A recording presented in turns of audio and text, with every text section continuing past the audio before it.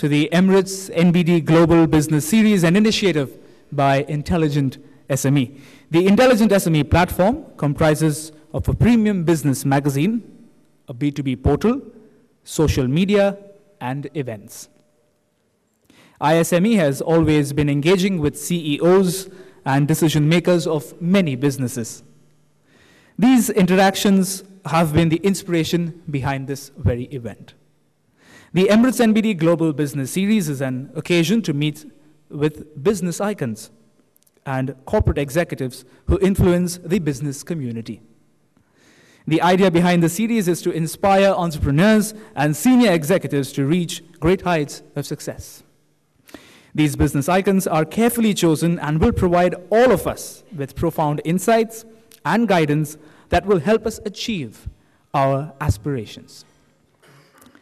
The successful journey of Intelligent SME would not have been possible without the consistent support of all our sponsors, partners, and well-wishers. A special note of gratitude to our strategic alliance partners, Dubai SME, and our sponsor, Emirates NBD Business Banking. We also thank our gold sponsor, the Porsche Center Dubai Al Nabuda Automobiles. The car that you must have seen out on display is the Panamera GTS. It's a perfect example of the Porsche philosophy of intelligent performance, which is befitting of this evening. Now, there are some exclusive offers, and to know more, please contact Mohammed Yassin. Mohammed is somewhere around here. Ma'am, if you could please stand up. Yes, sir, sorry. Please stand up. Thank you so much. So do contact Mohammed to get in touch with him and find out some exclusive offers for the Panamera GTS. We would like to welcome VLCC, our well-being partner. VLCC and ISME have teamed up to bring out a new column in our magazine, Fit CEO, in which we will focus on not just eating right and physical fitness, but living a healthy and pleasant life, and letting you focus on your business and with peace of mind. We also like to thank our associate sponsors, Al Nabuda Insurance Brokers, Petrochem Middle East, Bryce Buzz, AIG SME Insurance Solutions, and our media partners, Khalij Times, Star Plus, and Life OK. We also thank Do for their continuous support for this event. Thank you all. SPI Publishing is eager to bring to you 2 new magazines, Robust Track and Apps Middle East, very shortly. Now, the event itself. It's our pleasure to welcome our guest of honor this evening, Mr. Mishal Kanoo, Deputy Chairman of the Kanoo Group. Mr. Kanoo will be felicitated by Ashfaq Rasool Matu, Vice President, Head of Sales and Distribution, Business Banking. Escort Mr. Kanoo to the stage and felicitate him. Ladies and gentlemen, Mr. Mishal Kanoo, starting off proceedings. Thank you so much. Now, I guess you do not want to see much more of me, but Mr. Kanoo is speaking, and the gentleman that will be sitting besides Mr. Kanoo, if you have attended our events before, you do not need an introduction of this man that sits beside our icon today. However, it is my duty to introduce you to our moderator of this session. Tariq Qureshi is the founder and CEO of Vantage Holdings. He is also the media representative and advisor for Bloomberg TV. He previously was also the publisher of the Times Sunday in the Middle East and regional director EMEA for Dow Jones Markets. Tariq, may I call upon you to take over the days and the evening's celebrations. Sir. Good evening, ladies and gentlemen. My God, it's a full house. It's lovely to see so many people in here. Actually, you know, we wanted to have a larger room, but this is something that Apple used to excel in, is whenever they had a media and a PR meeting, they used to take a smaller room and then fill it up. That's sort of what we've done today. Today is a very interesting and for me a very important day, because Mishal is a dear friend. I've known him, and I saw him first in 2002, I think it was, and this was at the Meridian Hotel near the airport, and he was speaking on family business. And since then, I have been tracking a lot of his activities and so on. This slide says, he is one of the most recognizable and one of the most charismatic Arab leaders, business leaders that we have. So we're very fortunate to have him here today. In addition, he represents, as the deputy chairman of Kanoo Group, just to set the context and the tone of the size of this organization. Kanoo Group has been in business for 123 years. They set up in Bahrain in 1890. It is one of those very, very select few organizations in this part of the world, for that matter, any part of the world, that has gone beyond the first 2 or 3 generations in terms of their business. They are now on their 5th or 6th generation now. This organization has had a lot of firsts, the first shipping lines in the region, the first IATA, the travel license in the region, and many other innovations. Today, they are, as reported by Arabian Business, between $6 to $7 billion in terms of their business lines. They employ between 4,000 to 5,000 people.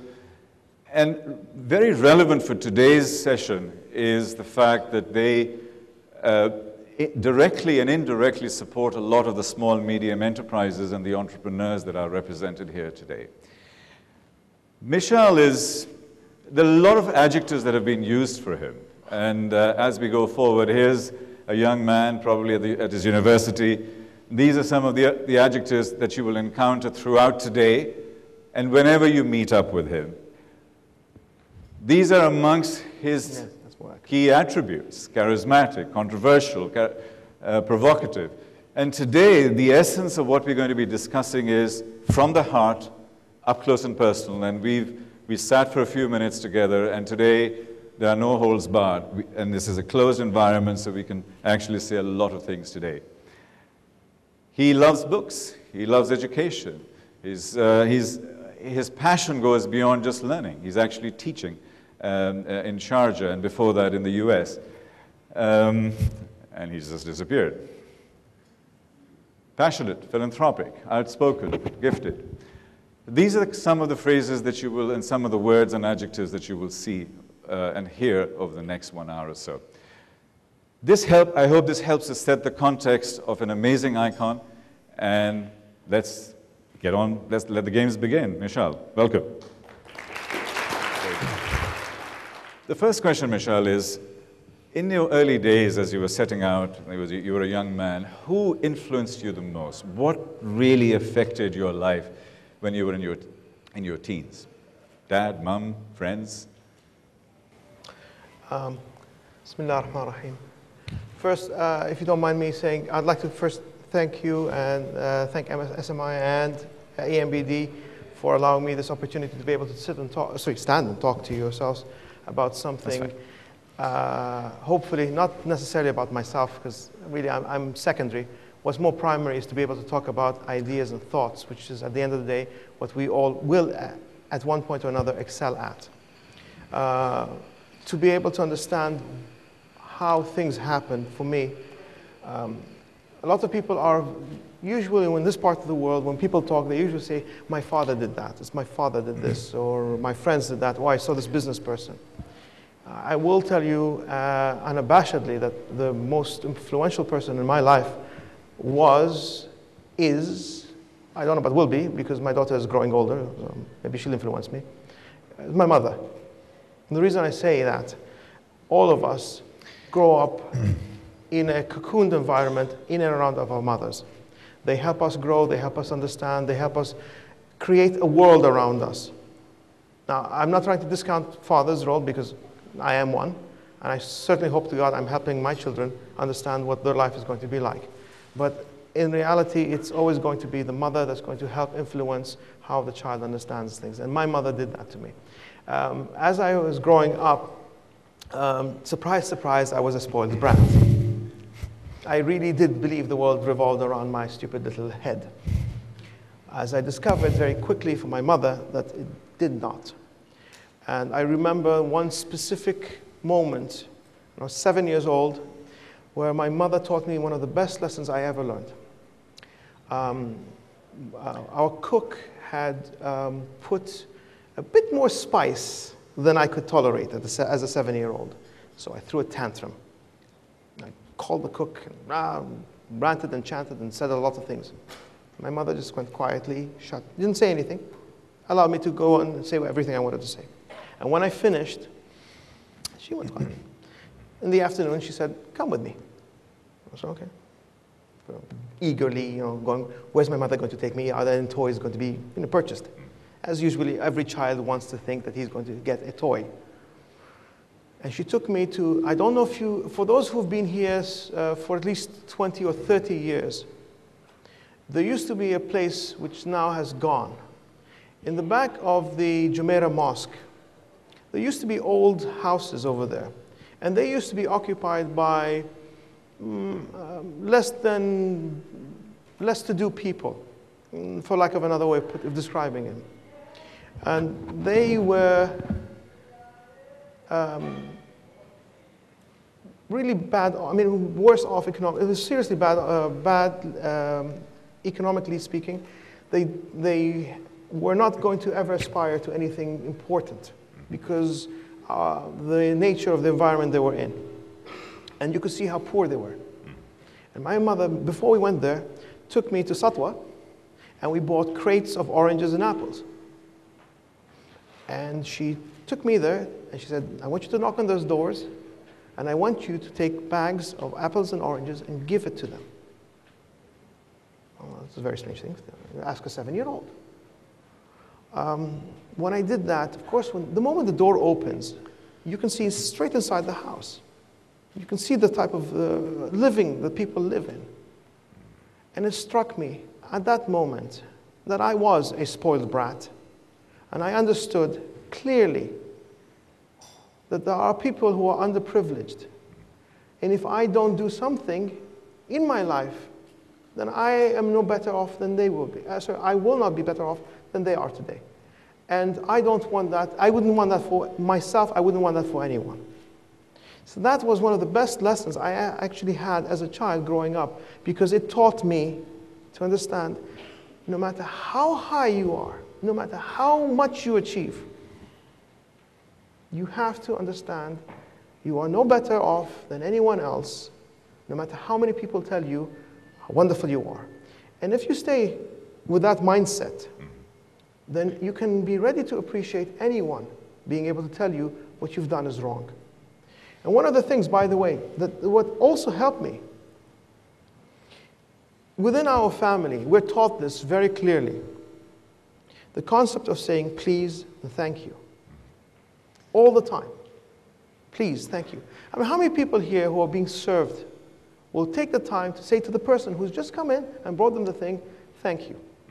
And I think that person has put an effort and energy to bring you something so that you don't have to do that.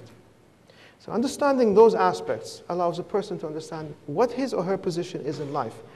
Because we are very prone, as humans, we're very prone, the moment people start building us up, to actually start believing that lie. My follow-on question, you've already answered most of it, and that was that you were born in a privileged environment. A lot of people here must potentially have a filter, saying, well, his family has been around, they have a huge business and so on, so he's never seen a difficult day in his life. Have you ever seen difficult days in your life? Well, if you're going to compare my life with that of the people I mentioned, yes. Hell no, I haven't. If you're going to compare my life to that person who's living, what you call it, in jet setting, yeah, I have. So it depends on how you define that. So a difficult life, now, there's physical difficulties. Sure. And there's mental difficulties, and there are emotional difficulties. Any of them at one time or another would have affected me. Sure. Now, to what degree? When my father passed away, that was an incredible emotional roller coaster. Now, for me, that was an incredibly difficult time. Sure. The idea of having a difficult time is a relative term. For me, if you're talking about going one day without eating, I have not experienced that. Sure. And I cannot imagine experiencing that. And I don't want to experience that. Not for myself, but no for anyone else.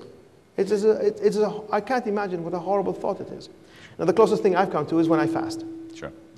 I think the essence of the question really was that a lot of people here are working through their lives and they're struggling and so on, and they have a different journey.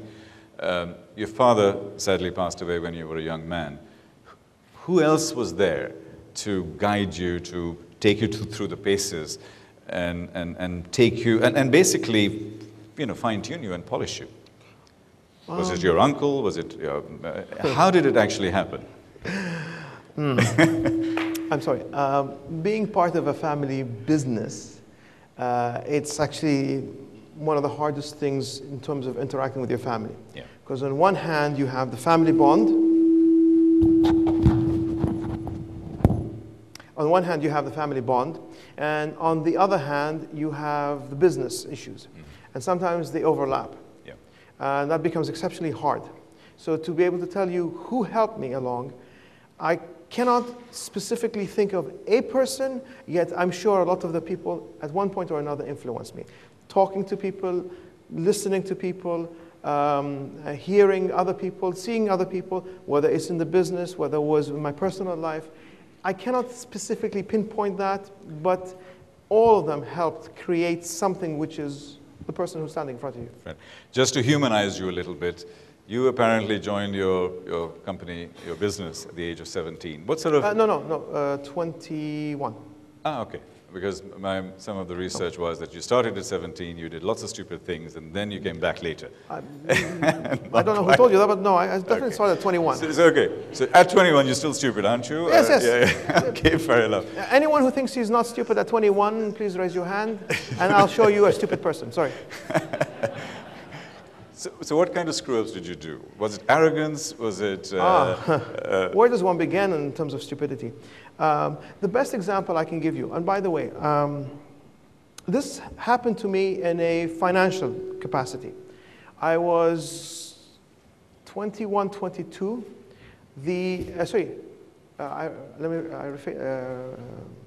One of the things of growing older, the memory starts to fade.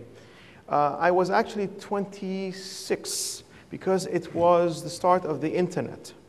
96, 95, 96, 97. Along those lines. And of course, thinking, wow, I can now start investing. And that's exactly what I did. I started investing and putting money. And it really didn't take a brain or a genius for people to make money in those days. It really didn't. My uncle, God rest his soul, said once about in the 70s, he said a donkey could make money in the 70s in this part of the world. And I can think of many of them. Who shall remain nameless, of course. Of course. But I started to invest and thinking, you know, I'm a genius. I know how things work. And I thought I was so smart. I took margin calls. I started taking things on margin. Because, God damn it, I know how things work. And I used to sit and look at my family members who refused to get into this business, into the investing in the internet. And I used to think, I'm smart. You're not. And one day, I will show you. And then the internet bubble burst. And I realized how stupid I was. Because instead of understanding every aspect of companies, I was doing what everyone was doing, buying into a dream. Yeah. And what happens sometimes, it's good to dream, but as long as it's your dream and not somebody else's dream you're buying into. Now, you wanted to be an architect. Yes, that was my dream. Then you tried your hand at computer science or so on, at least you considered it. But you ended up becoming an economist. Yes, I know, strange. And a financial person. So what was the catalyst there? Okay, there was two things. And when I was in my university, I had a professor who happened to be the dean of the computer science school, and she really hated me. So that killed that one, because no matter how much I tried, I was always the bad person, and so that died. And I had in the States you could do this. I don't know if in the UK or in other countries you can do this, but in the States you can call yourself undeclared as a major for a while. And that's what happened. And then one day I sat down with my friend who had an exam in economics. And he was too lazy to even go to the exam. And the economics book was on the floor. And I said, do you mind if I read it? And he goes, go ahead. And I opened it. And the quote that stuck in my head, which was the best quote I have read in a long time. No two economists agree on one thing. I said, I cannot be wrong. This is fantastic. I love this. And so that was your cop-out. Yes, exactly. And then also going into the course itself, I started to enjoy macroeconomics. I just really dislike microeconomics. It's a mindset. I like strategy and macro-looking things. I'm absolutely useless as far as micro or to manage people. Now, moving forward, still staying with education for just a couple of minutes. One of your quotes is, you know, and I'm sure you know what I'm about to get to, is to educate people and train monkeys. Yes. What were you referring to when you said that? Well, it's simple. We do train monkeys, correct? We do, but are you referring to people as monkeys or monkeys as monkeys? I'll leave that to you, so imagine what you want to imagine. But when people are trained, I'm teaching you a repetitive action. I'm not asking you to be cognitive about it. I'm not asking you to think about it. I'm asking you just to repeat the same action. Yeah. And if we can do that with a monkey, it's really not that much harder to do it with a human. On the other hand, when you educate a person, you're telling that person, don't repeat what I'm doing, understand what I'm doing, and then if you build on it and do something better than me, so much the better. But I want to engage this part of you. And this is the problem. We don't, I'm sorry to say this, in the world, it's become more the norm to engage people in repeating things. We do not want to engage the minds. At the end of the day, this is the most dangerous weapon you have. It's not a gun. It's not a bullet. It's not a knife. It's this. Because the moment you think, it's the moment you threaten people. The problem is, those people who get threatened by your thoughts and ideas are those people who, well, deserve to go. And those people who are not threatened or are encouraged by that are the ones who you want to see more of. I want more people to challenge me. I want more people to argue with me and to best me. Because at the end of the day, when you do that, you raise my bar up, not bring it down. You cause me to think more. If I think more, then I will challenge you, and I will challenge you to think more. One of the things, by the way, one of the best things I ever did in my life, to be honest, was to learn chess. Because if you play chess, while the board is literally, it's made up of pieces and the blocks, and you have limited movements that you can do, you have to learn within that capacity, within the board, what moves to make, how to anticipate people's moves, how to think about what they're going to do, to understand where they're going to come from. And by the way, be ready to be surprised by people who are more intelligent than you are. Because that's how you learn your mistakes and correct them, hopefully. Let's look at Kanoo Group and go back into it. Over the last 20, 25 years since you've been working with them, from a young intern to... It's been that long. Absolutely. From a young intern to a deputy chairman, what was the journey? And what were the amazing things that you did? I mean, your dad, your uncle, your grandfather did wonderful things. What did Mishal Kanoo do? Nothing. Well, so I did absolutely nothing. Okay. The only thing I will credit myself with doing is to empower the people who can do things to do things, rather than me saying, oh, I've done it.